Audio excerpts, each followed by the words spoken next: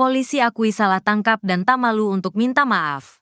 Peggy Setiawan membeberkan kebaikan para polisi selama dirinya berada di tahanan Polda Jabar.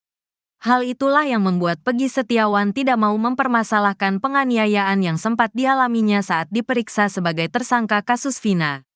Peggy Setiawan sempat mengaku dipukul dan kepalanya ditutupi kantong kresek oleh penyidik. Mantan tersangka kasus Vina Cirebon ini bahkan diseret dan diteriaki kata-kata kasar saat ditangkap di Bandung beberapa waktu lalu. Namun ia ikhlas dan memilih memaafkan para anggota polisi yang memperlakukannya seperti itu. Mungkin mereka jengkel karena saya tidak mau ngaku, kata Peggy Setiawan dikutip dari YouTube Diskursus.net, Sabtu, tanggal 13 Juli tahun 2024. Hingga saat ini, Peggy pun masih ingat wajah anggota polisi yang memukulnya. Saya ingat wajahnya tapi saya gak akan bilang, ungkap Peggy Setiawan. Alih-alih membeberkan polisi yang menyiksanya, Peggy Setiawan justru menceritakan kebaikan para polisi di tahanan. Sosok polisi baik yang diacungi jempol oleh Peggy Setiawan adalah Wadir, Direktorat Tahanan dan Barang Bukti, Tahti Polda Jabar, Kompol Agus Mujianto. Agus Mujianto adalah orang pertama yang memberi kabar pada Peggy Setiawan kalau dirinya sudah bebas. Peggy bahkan mendapat ucapan selamat langsung dari Kompol Agus Mujianto. Selama ditahan di Polda Jabar, Peggy Setiawan mengaku cukup akrab dengan para polisi, termasuk sang Wadir Tahti.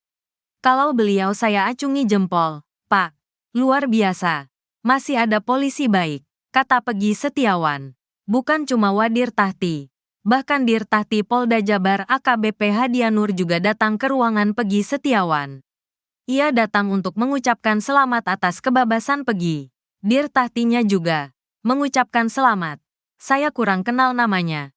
Soalnya baru pertama kali ketemu, kata Peggy Setiawan. Bahkan saat Peggy Setiawan hendak pulang, para polisi baik itu memeluk dan mengajak tahanan lain bersolawat. Meriah banget Pak. Pada tepuk tangan semua tahanan. Berdoa bersama juga, jelas Peggy. Bahkan selama di dalam tahanan, Peggy mengaku mendapat perlakuan khusus dari petugas lainnya. Malah kata tahanan yang lain, "Ih kamu mah dispesialin," ucap Peggy Setiawan. Namun menurut Peggy Setiawan, saat awal para petugas memperlakukannya cukup garang. Selain pejabat di Tahti, kuasa hukum Peggy Setiawan, Sugianti Irianti juga mengungkap ada polisi baik lainnya. Mereka adalah Kasubdit 2 Jatanras Polda Jabar AKBP Rudi Trihandoyo dan Kanit 2 Jatanras Subdit 3 Kompol Denny Muktamar.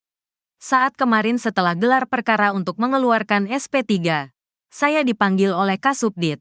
Dia bilang minta maaf. Pak Rudi yang botak itu, ungkap Sugianti, rupanya kepada kuasa hukum Peggy Setiawan. AKBP Rudi Trihandoyo mengaku telah salah tangkap. Dia bilang mohon maaf karena memang ini adalah kesalahan dia. Maaf telah melakukan kesalahan yaitu salah tangkap, jelasnya. Bahkan Rudi rupanya masih ingat teriakan Sugianti yang mengatakan polisi telah salah tangkap.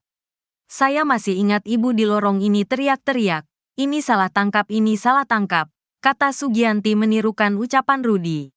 Selain Rudi, polisi baik lainnya yakni Kanit 2 Jatanras Subdit 3 Kompol Denny Muktamar.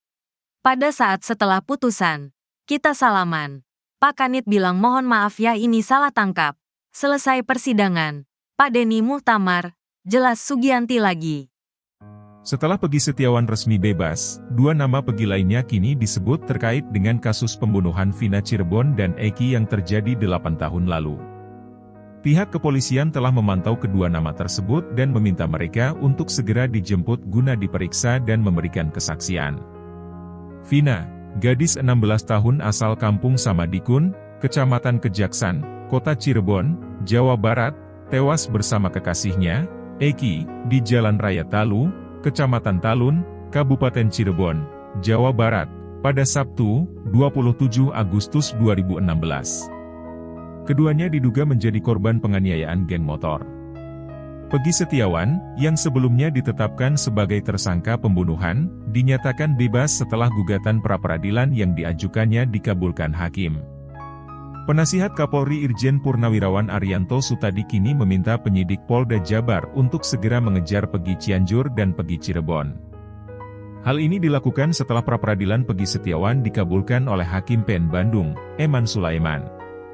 Arianto Sutadi menyatakan bahwa penyidik Polda Jabar memiliki pekerjaan rumah baru pasca pra-peradilan Pegi Setiawan. Menurutnya, penyidik Polda Jabar harus memburu 3 DPO dalam kasus Vina Cirebon. Arianto juga berharap agar 8 terpidana dalam kasus Vina segera mengajukan peninjauan kembali, PK. Jika PK itu dimenangkan oleh para terpidana, penyidik harus melakukan penyidikan ulang dalam kasus Vina Cirebon. Mantan Kabareskrim Komjen Purnawirawan Susno 2J juga meminta agar Pegi Cianjur segera diperiksa oleh penyidik. Susno 2J mencurigai AF dan Pegi Setiawan dalam kasus Vina Cirebon ini. Menurutnya, kedua orang tersebut bisa diduga sebagai pelaku sebenarnya.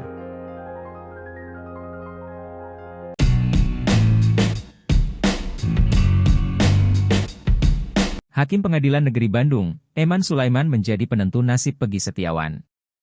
Bukan tanpa alasan, Hakim Eman Sulaiman bakal menentukan Pegi Setiawan akan lanjut dalam perkara kasus pembunuhan Vina atau tidak.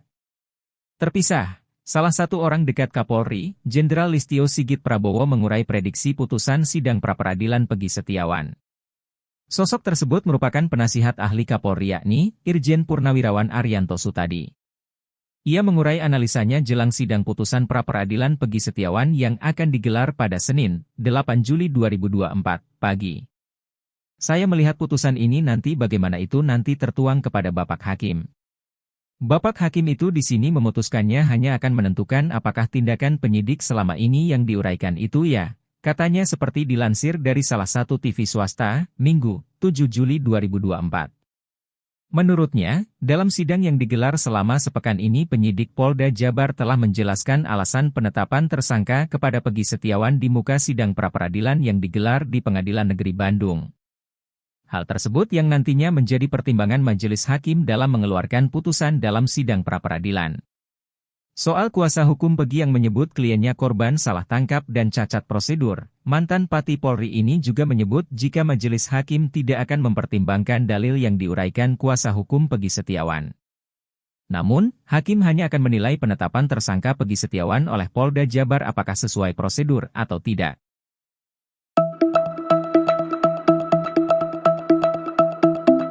Status tersangka Pegi Setiawan dinyatakan tidak sah oleh PN Bandung pada Senin 8 Juli. Tangis haru keluarga pun pecah setelah mendengar putusan tersebut. Adapun sidang putusan pra-peradilan ini disampaikan Hakim Tunggal Eman Sulaiman, ia menyatakan penetapan tersangka Pegi tidak sah dan batal demi hukum. Sementara itu berdasarkan pantauan di lokasi, keluarga Pegi tampak menangis saat mendengar putusan tersebut. Bahkan keluarga Pegi langsung melakukan sujud syukur, seketika suasana sidang juga menjadi riuh dan tak kondusif. Di sisi lain, salah satu kuasa hukum Pegi, Marwan Iswandi mengaku sangat puas dengan putusan PN Bandung yang mengabulkan pra-peradilan kliennya. Marwan menilai keadilan benar-benar ditegakkan dalam permohonan pra-peradilan Pegi. Sementara itu Polda Jabar juga bereaksi atas putusan ini. Kabid Hukum Polda Jabar, Kombes Nur Hadi katakan pihaknya bakal patuh terhadap putusan hakim.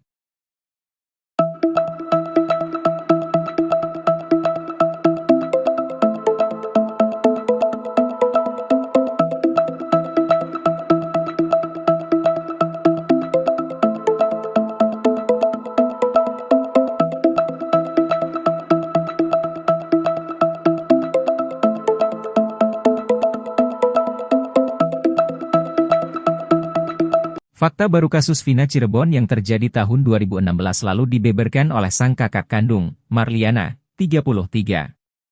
Kakak kandung Vina ini mengungkap bahwa hanya ada satu chat yang tersisa di dalam handphone atau HP milik Vina.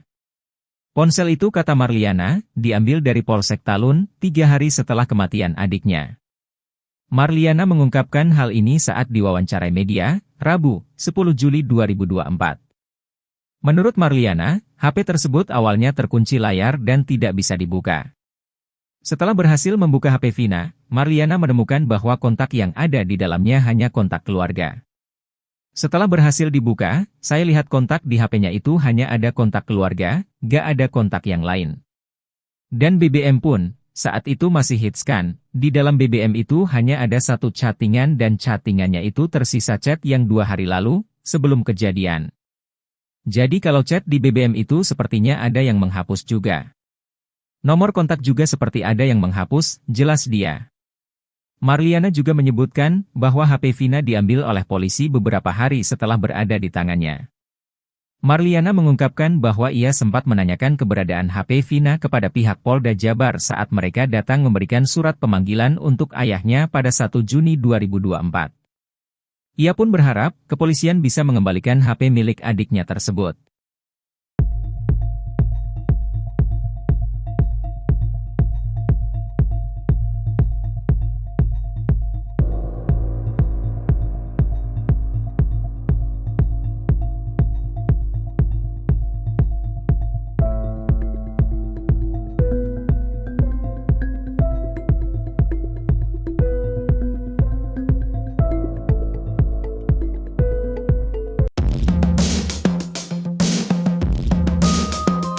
Inilah tampang Aep tanpa masker yang kini viral di media. Sosok Aep ini diduga memberikan kesaksian palsu dalam kasus Vina Cirebon. Bahkan sosok Aep ini disebut-sebut memiliki dendam kesumat ke para terpidana kasus Vina Cirebon. Aep diketahui memiliki nama asli Abie. Ia juga disebut merupakan anggota geng motor. Selain itu diposting juga sejumlah foto Aep sedang memakai jaket bertuliskan XTC yang mirip dengan jaket almarhum Eki. Namun hal yang paling disorot ialah status Facebooknya pada 30 Desember 2016. Dalam statusnya itu, Aep menuliskan dendam kesumat yang diduga ditunjukkan untuk para terpidana kasus Vina. Sebelumnya, para terpidana Vina pernah mengerebek Aep saat bersama wanita di rumah kontrakan. Atas hal itu diduga Aep memiliki dendam terhadap para terpidana.